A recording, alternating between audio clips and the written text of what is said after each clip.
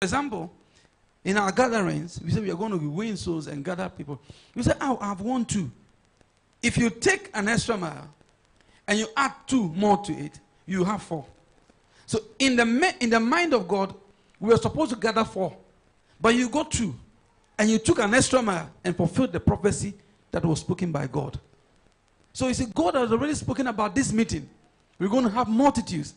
But who is the one going to rise up to go the extra mile? Who is the one going to fulfill the prophecy? God gave the word. But great was the company of those who fulfilled it. They proclaimed it. This is the extra mile. This company. They said, no, God has spoken the word. We will go the extra mile to make the word of God come to pass. Every word of God, before it comes to pass, somebody must take a step of an extra mile. Extra steps. Who is going to take the extra? Is it you? But you see, the interesting thing is that if you don't go the extra mile, somebody will go the extra mile and fulfill it.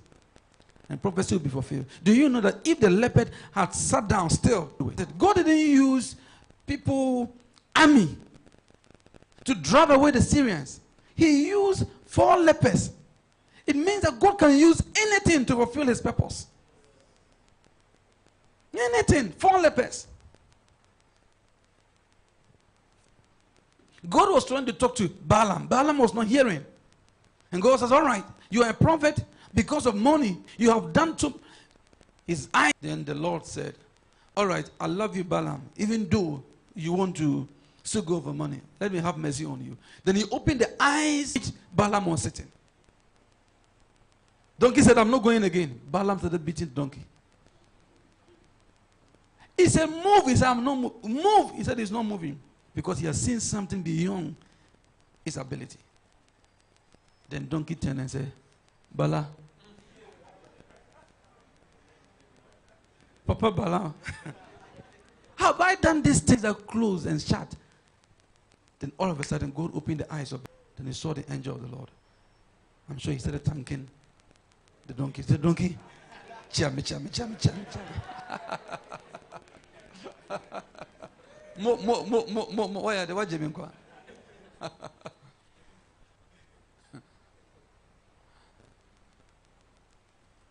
So God can use a donkey. But I thank God that the 4 lepers did not sit down. They said, no, we will rise up and do something. You know, sometimes God is pushing you. You see, the word of God, it comes. A lot of people are waiting to hear, my son, arise and go this way. And always the voice of God is deep. Arise and go. Do this one. They said this one is a demon. No. It's not a demon. A God can also have tenor. Or is it that slim one is which one? Soprano. My son, go this way. That one too can be God. My son, arise. My daughter, the time has come.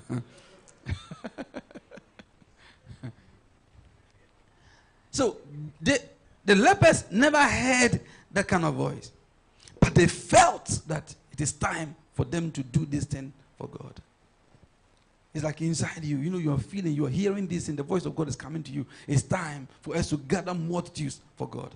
It's time. It's time for young people to hear the gospel. I like the song our sister did. It's an evangelistic song.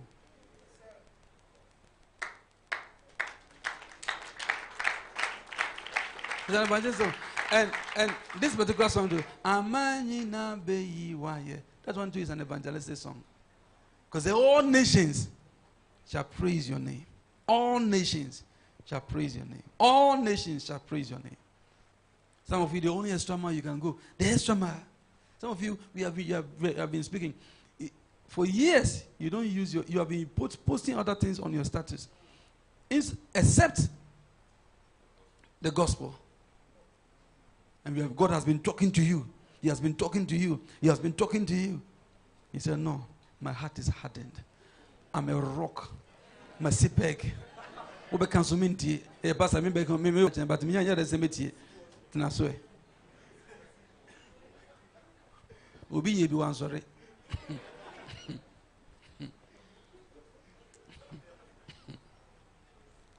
So go the extra mile. Help me to remember, go the extra mile. You see, you don't get tired. Think about it. When Jesus said, you should, if somebody compels you to carry load the extra 1 mile, go the extra mile. He knew that carrying load for 1 mile is very heavy. You become tired. But he's trying to say that don't just get tired at the 1 mile. Carry it to the extra mile.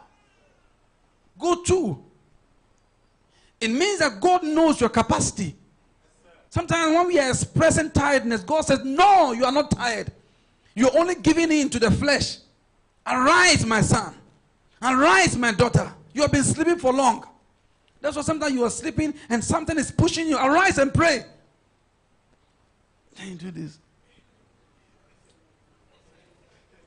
You're doing exercise on your bed. Listen, that's not how it works. Go the extra mile. And sometimes you can have excuses. Oh, I'm tired. Things are not working. Oh, business is not working. God knows it, but He's still telling you, extra mile. Go the extra mile. Go the extra mile. If you don't, the devil will make you have issue with God. He said, this God you have been serving, and what has He done for you? Listen, God is not doing anything for us because He's done everything for us. But He wants us to partner with Him to do things. As you walk with Him, He shows you what to do. Did you hear what I just said? Yes, and the thing about God, the more you serve God and you're happy and you're working with God, you are working with Him and praying and studying the Word of God, you'll find out that you are doing the very things that He called you to do. You're fulfilling it.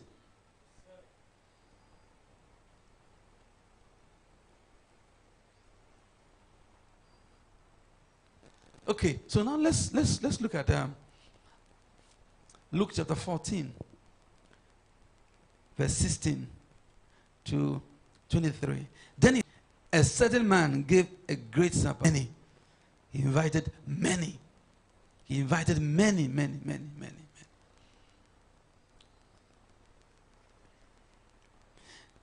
And sent his servant, verse 17, and he sent his servant at supper time to say to those who were invited, come, for all things are ready now. Come, for all things are ready now. But they all, with one accord, began to make excuses. The first said to him, I have bought a piece of ground, and I must go and see it. Can you, at supper time, you're going to see ground? Going to farm at supper time. And I asked you to have me excused. Verse 19. And another said, I have bought 5 yoke of oxen, and I'm going to test them at supper time. And I asked you to have me excused. Still, one said, I have married a wife. and therefore I cannot come. What are you doing that you cannot come? You're eating apple.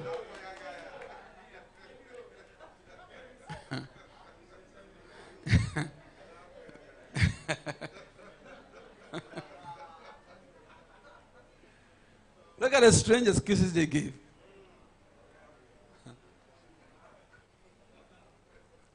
Verse 21. So that servant came and reported these things to his master.